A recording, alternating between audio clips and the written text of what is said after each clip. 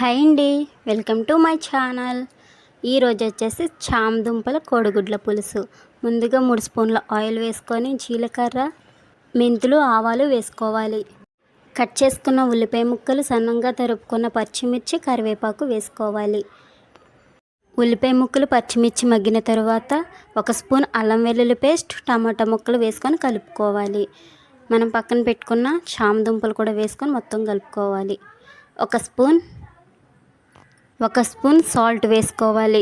2 స్పూన్ల కారం వేసుకోవాలి. మొత్తం కలుపుకున్న తర్వాత 1 గ్లాస్ నీళ్ళని వేసుకోవాలి. అలాగే కొంచెం చింతపండు పులుపును కూడా వేసుకోవాలి. గుడ్లను వేపి వేసుకోవాలి. మూత పెట్టి కాసేపు సిమ్లో ఉడకనివ్వాలి. కూర మొత్తం ఎగిరిపోయిన తర్వాత కొత్తిమీర వేసుకొని సర్వ్ చేసుకోవడమే. Thanks for watching. ఈ వీడియో మీకు నచ్చినట్లయితే లైక్ చేయండి.